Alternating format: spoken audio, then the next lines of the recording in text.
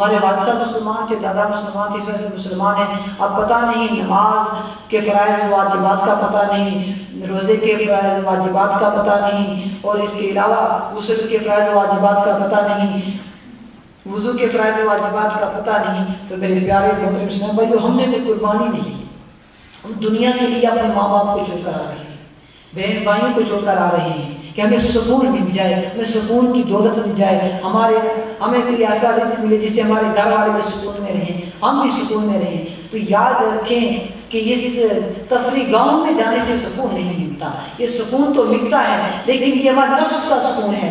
چند لمحے سکون ملا، پھر گئے کسی تفریح گاہ میں، اتنا پیسہ خرچ کر کے چلے گئے، سیر کے لیے چلے گئے، لیکن اگر ہم جاتے تھے تو قافلوں میں جانے سے ہمارا دل گھبراتا ہے. تو میرے پیارے محترم اسلام بھائیوں، یہ قافلوں میں جانا اور ایک اجتماعات میں جانا، یہ جلوس میں جانا، کل بروز قیامت یہ کام آئے گا کہ آپ کی جوانی یہ گواہی دے گی. کل بروز قیامت پوچھا جائے گا کہ اے انسان بتا تو نے جوانی پائی، اس جوانی کو کن کاموں میں گزارا؟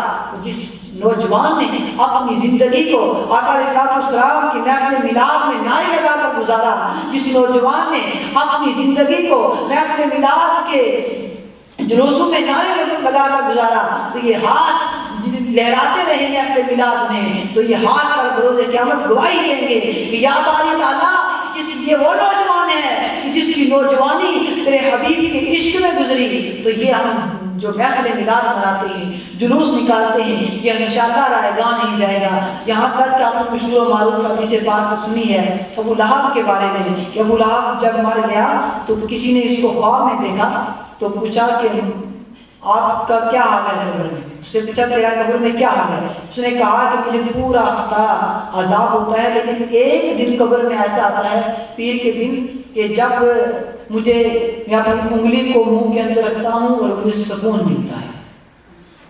تو فرمایا کہتا ہے ابو لہب کہ مجھے اس وجہ سے سکون ملتا ہے کہ میں نے انگلی کے اشارے سے بچپن میں اپنی لونڈی ثویبہ کو میں نے اس انگلی کے اشارے سے آزاد کیا تھا اپنے بھتیجے محمد صلی اللہ علیہ وسلم کی ولادت کی خوشی میں. بھتیجا جان کر اس نے بھتیجا جان کر انگلی کے اشارے سے آزاد کیا تو رب کائنات اس وقت قبر میں اس کو عذاب نہیں دیتا. تو پیارے اور محترم اسلام بھائیوں، دیکھیں کہ اس کی انگلی اٹھی، کافر بدترین کافر، اس کو قبر میں اس وقت عذاب نہیں کیا جاتا، باقی پورا وقت اس کو عذاب ہوتا ہے. لیکن جو آقا صلی اللہ علیہ وسلم کا عاشق ذات کہ جس نے محفل میلاد میں اور بدری قافلوں میں سفر کر کے آقا علیہ السلام کی سنتوں کے ڈنکے بجائے اور آقا علیہ السلام کی سنتوں کو عام کیا، قافلوں میں سفر کرتا رہا، تو کل بروز قیامت یہ نوجوانی کے ایک لمحات آپ کی سفارش میں انشاءاللہ اہم کردار ادا کریں گے. میرے پیارے اور محترم اسلامی بھائیوں، کسی کے ذہن میں سوال آ سکتا ہے کہ ابو لہب ہوتا ہے، اس کو عذاب پھر کیوں کم ہوا؟ تو یاد رکھیں کہ علماء نے یہاں تک فرمایا ہے کہ کافروں میں سب سے ہلکا عذاب ابو لہب کو ہوگا. کافروں میں سب سے ہلکا عذاب جو ہے اس کا ابو لہب کو ہوگا، اس وجہ سے کہ اس نے انگلی کے اشارے سے ولادت پر اپنی لونڈی ثویبہ کو آزاد کیا تھا.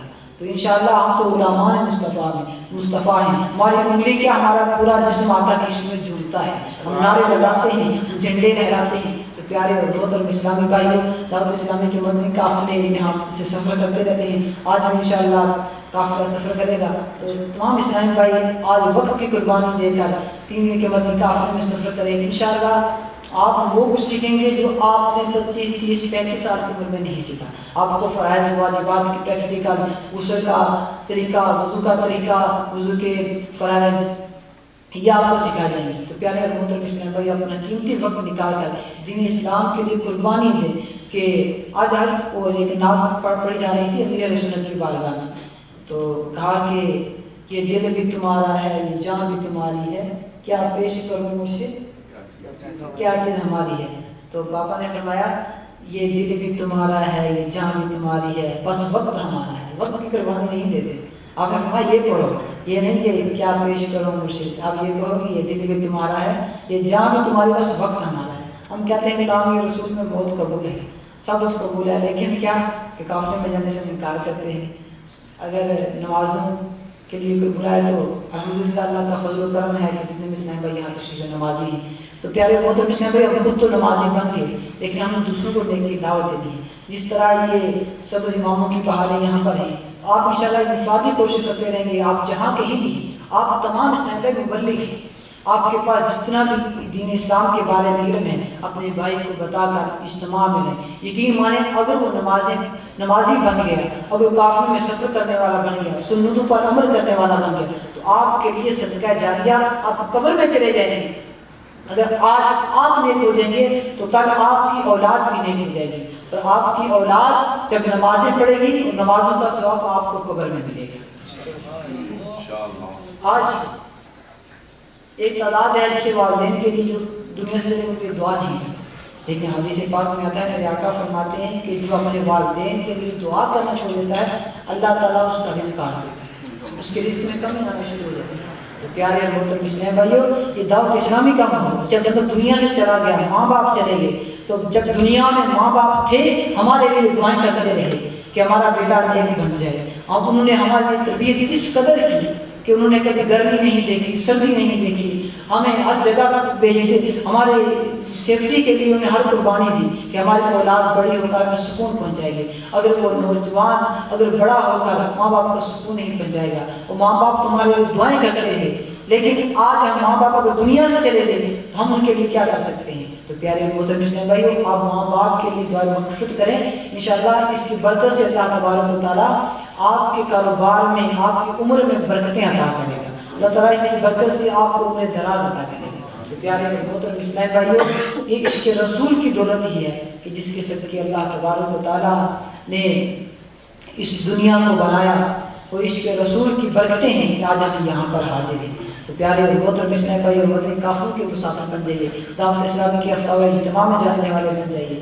تو کوشش فرما کر اپنی اولاد کو بھی، اپنے بچوں کو بھی دعوت اسلامی کے اجتماع سے وابستہ رکھیں اور مدنی چینل کو دکھاتے رہیں کہ آج بچہ جب بڑا ہوگا، جب ہوش سنبھالے گا، تو سنتا وہ بڑا ہوگا، کل وہی وہ کام کرے گا. آپ نے دیکھا ہوگا کہ کئی بچے ایسے ہیں جو گانا گاتے ہیں، چلتے پھرتے آپ نظر آئیں گے بار گانا گاتے ہیں، لیکن آپ الحمدللہ دعوت اسلامی کے مدنی چینل کی برکت سے اور الحمدللہ آپ کو غریب نظر بچے آئیں گے. چاہے کسی کا بھی بچہ ہے وہ تو پھر بھی وہ کہے گا نور والا آیا ہے، نور لے کر آیا ہے. اس بچہ بھی پڑھتا رہے گا. باپ چاہے بد مزہ ہے لیکن وہ بیٹوں کو، یہاں پر میں گزرا والا تھا مرتبہ اجتماع میں گیا تو وہاں پہ ایک شخص کہتا ہے یار میں تو فلاں ہوں لیکن میرا بیٹا ہے اس کو میں مانتا بھی ہوں، کہتا ہے نور والا آیا ہے، نور لے کر. تو بچہ جو ہے ویسے پڑھتا بڑا ہو جائے گا، انشاءاللہ خود عاشق رسول بن جائے گا. تو جیسی